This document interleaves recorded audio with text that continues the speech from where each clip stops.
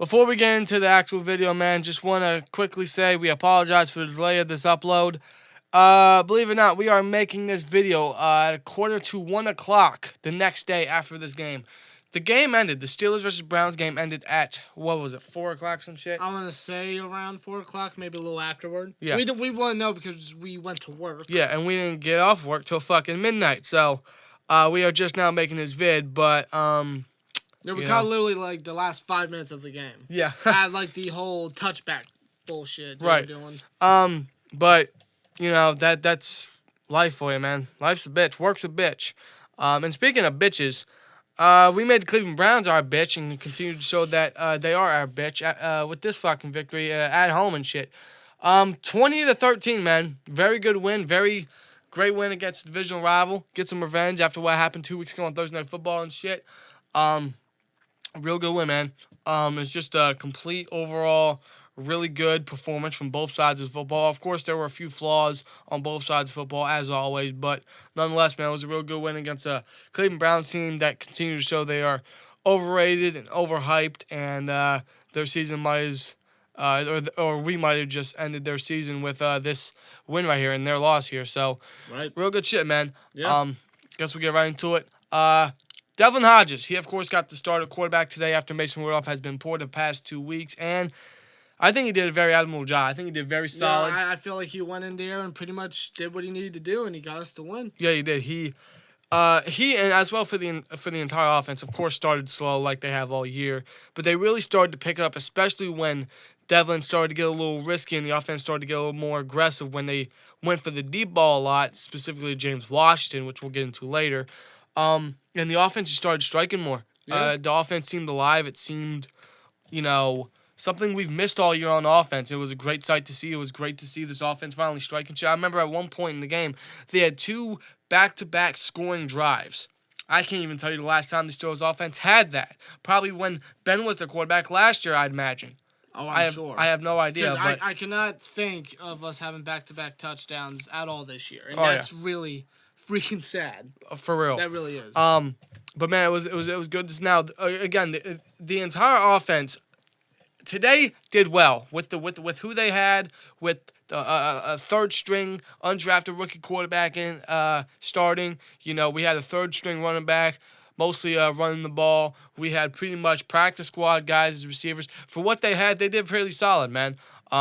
Offense had a real good game. Of course, there were a few flaws, there were a few questionable plays and a few questionable throws and stuff all here and there. All types of stuff that our offense tends to do. Right, but overall, the offense, they gelled well. They actually were able to get down the field for the most part. Surely they could have. They left so many points off the board that they easily could have taken advantage of. Uh-huh. But nonetheless, offense did what they did. I feel like they did an admirable job.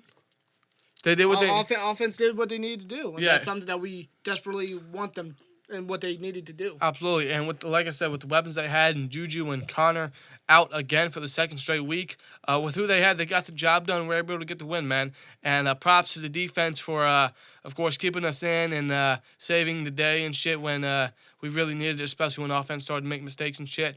But James Washington. Goddamn, you talk about a dude who is stepping up and showing he can be a potential number 2, man. Juju has been out the last 2 weeks, and he has just absolutely just improved his play, has just stepped up big time. The old saying, next man up, man. This guy has just taken it to a whole nother level. He has proven to be next man up and then some, man. 4 receptions, 111 yards, and 1 touchdown, which was a phenomenal fucking catch. Phenomenal adjustment on the holding penalty from the Browns and shit, or pass interference penalty from the Browns. Him still making the adjustment, making the catch. And just the concentration to what happened with the pass interference, how the ball was bobbling around him and the defender. It's fantastic. Absolutely. I'm loving what James Washington is doing. I hope he continues with it. I love how he's developed. Started off very slow early on, but now he's coming to adjust into the offense. Even when Juju was playing, he still made some splash plays. Now he's really doing it. Yeah. And that's what I like to see. I love to see improvement from this guy, and this is what I've been wanting because he's only been doing it in preseason, but now he's finally doing it in the regular season. It really puts a smile to my face. Absolutely. It's just it gives me hope and comfortability that maybe we don't have to go wide receiver early in this upcoming draft and shit. Juju could still potentially be the number one, or he is the number one. And shit. So with Washington stepping up, he could potentially be the number 2. Deontay Johnson still stepping up. He can be the nice slot guy. So with these guys marinating and only getting better, the receiving core looks very promising, especially with Ben coming back next year and shit. I'm getting a little ahead of myself thinking next year and everything when we still have playoff hopes here this season, but I'm just thinking of what could potentially happen with this offense. Right. But Washington definitely stepped up. He was phenomenal on the deep ball, made a lot of great catches on the deep ball. Duck Hodges was throwing dimes and buckets to him, right in the perfect spot, man. I absolutely love the aggressiveness from the offense in that part. It's something we solely miss and haven't seen all year pretty much. And to see guys like Washington get a chance to prove that he can be a potential great deep threat in this league and for this offense, it's awesome, man. And against the Browns, who were missing some key members on the secondary, it was the perfect time to test it. And, man, Wars are great, man. Totally. So good shit on the offense. Benny Snell, he's not the most explosive runner by any means, but man, can he get the job done? Can he move the chains for you? Can he get them much needed yardage? Can he punch it in for the touchdown like he did, man, for his first career touchdown? Benny Snell did a real good job as well, stepping in for Connor again and being that number one solely running back, running because Samuels is obviously the receiving back there, but Snell coming back from injury the past 2 weeks, doing a real good job, stepping in for Connor as the main running back, and just hopefully next year he takes the next step again. I'm getting a little ahead of myself thinking of next year, but, these guys just continue to improve and develop. With how young our offense is, you definitely want to think of what they can do in the future. With what they're doing already, just imagine what they could do with just a little bit more development. Absolutely. And that's why some of these injuries are honestly a blessing in disguise. The Juju injury was a blessing in disguise for Washington to prove that he needs to step up, and he totally has the past month pretty much against the Bengals, against the Rams, against the Colts, against the Browns today, man. He's just stepping up big time. Yeah. And Benny Snell coming in for Connor, doing a pretty good, solid job and everything in the rushing game and helping us move the chains and giving them much needed yardage. It's real good shit. These young guys, pretty much third stringers, just stepping up big time and proving that they can be a stable or a piece in this offense in the future. Some type of contributive player, even if they're not starting, they can come in and get the job done. Absolutely.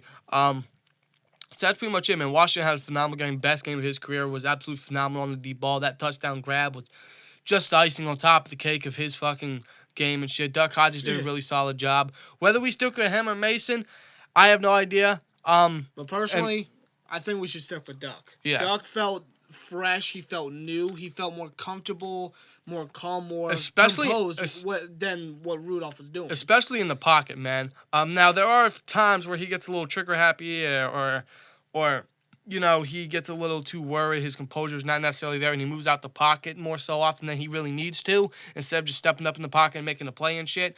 Of course, he's an undrafted rookie quarterback. He was the fourth stringer in training camp. He didn't make the initial 53-man roster. He was a third stringer. Now he's our starting quarterback. So I'm not expecting anything massive from him. This is shit he's definitely going to have to learn and shit.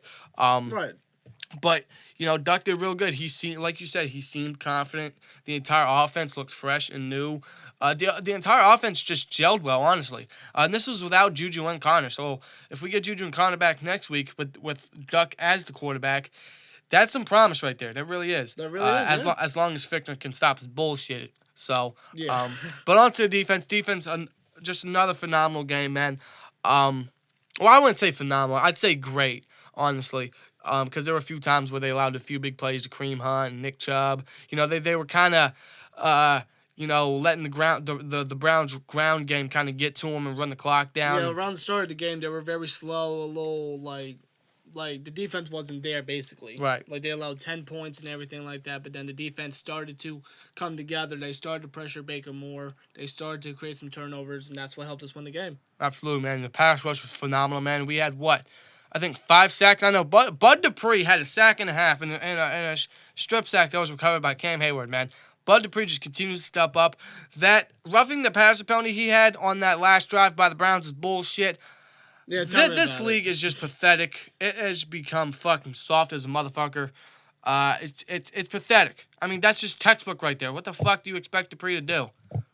Bullshit. Exactly. But Dupree, man, he's so quick off the edge. He's making plays every week and Yeah, shit. like literally, he's stepping up big time, and Yeah. I'm actually real proud and happy that he's being able to do it. Yeah, and honestly, he might be hard to let go at this point. You know, we might have to give him the extension that he kind of deserves at this point, man. You know, Yeah, because I mean, Dupree had all the talent and the aspects to be a great player. The only thing that he lacked was consistency, and he's upgraded that so much this year. Seriously. He's been more consistent, especially in the rushing game. But now he's getting more sacks, he's getting more pressure, and that's definitely helping our pass rush and his defense all together. Absolutely. I really love to see it. Seriously. And speaking of consistency and everything you just mentioned about Dupree, TJ fucking Watt, another sack against the Browns, man. I think this is I think they said this is his 9th straight game that he's credited with at least half a sack or 1 sack. That's incredible. This dude is an elite fucking pass rusher, man. People were saying that he should be defensive player of the fucking year and shit. I mean, he'd make it a hell of a case. How many edge rushers usually get about half a sack to a sack in every game? That's nearly hard to do. yeah, man. And TJ's literally blowing everything out of proportion this year. He's elite. He's a beast. He's phenomenal. He's unstoppable. He's a gem, man. That's not the only thing he can do. He, of course, pressures the quarterback very fucking often. You know, he's great in the runs and the rushing defense and shit. You know, he gets to the quarterback very often and shit. It's just, this guy is just so elite, and he's so young. He's so fucking young, man. It's great. It's beautiful. It's awesome. It's something we've missed, man, for so many fucking years, man. We had James Harrison climbing up the age ladder and shit. Although he was still getting the quarterbacks and shit. He wasn't the old James Harrison that we know from 10 years ago and shit. Right, of course. And then Jason Worlds, he had 1 solid season. Then he fucking retired out the blue and shit. And then Bud Dupree wasn't doing much in his early years. And then do I even have to mention Jarvis Jones? Exactly. And then we got T.J. Watt, and man, that fucking pass rushing linebacker getting to the quarterback and pressuring the quarterback every goddamn down. It's great to see back in this defense, man. Seriously, it brings me back to 10 years ago when Lamar Woodley, and James Harrison when used to do it pretty much every game. Exactly. It brings me back flashbacks of that season. Yeah, man. Of how that duo was unblockable and unstoppable. Exactly, and let's not take Dupree and Watt's, splash plays and shit. Let's not take that away from also the great players that are on the defensive line. Javon Hargrave had a sack and shit. Cameron Hayward's still pressuring the quarterback in his bull rush, and just crazy to see he got half a sack. This entire pass rush just stepped up big time and did what they needed to do. Pressure Mayfield. Mayfield made a lot of mistakes. They really saved it. The pass rush really saved us a lot in many much needed ways in terms of where the Browns were in field position to limit them to only field goals, or when the offense would make mistakes and we needed a big play, the pass rush would be right there to force a 3 and out or whatever. It's just phenomenal, man. As well for the entire defense, secondary did real good. Joe Hayden with that fucking game-sealing interception against his old team. You love to fucking see it, man. Yep. It's awesome. This entire defense is still looking great week to week and shit. Just continue to keep it up, man. And if this offense can continue to do what they kind of did this week, only improve a little bit more, a few more splash plays, a few more scoring drives here and there. Like I said, with Juju and Connor possibly coming back next week, with Duck as a starting quarterback potentially, it's promising, especially with this defense, man. We got the Cardinals next week. It depends how you look at the Cardinals. Me personally, I know they got blown out by the Rams, and the Rams aren't looking too hot right now. But I think the Cardinals are a little bit underrated. I think they are on the rise. I think that,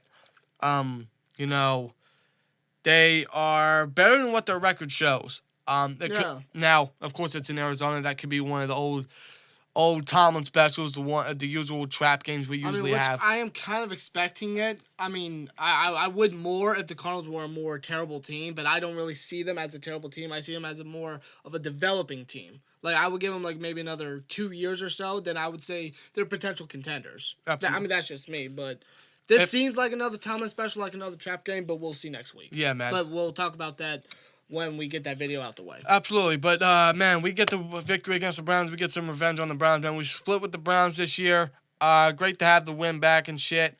In Pittsburgh, the Browns are still winless in Pittsburgh since 2003. You love to see it, man. Browns, go fuck yourselves, man. And, yeah, man. See you guys next year, I guess. Enjoy your squad, or whatever the fuck you want to call your dream team, your Super Bowl team, whatever the fuck you guys want to call your shit, man. It don't matter. We'll see you guys next year and shit. Steelers beat the Browns and advance to 7-5. We stay at the number 6 spot in the wild card. Yeah, man. Let's hope we can keep it that way. Yeah, man. Let's just build off this win and go into Arizona next week. Hopefully, get another victory there. Continue on the win column there, and possibly increase in the playoff spot or continue and keep the playoff spot. So it's great to see you, man. Let us know what you guys think down below, man. Great victory today by the Steelers, man. And we got Carls next week, so it should be good, man. And see you guys next one. Like, comment, subscribe. We'll see you later. Peace!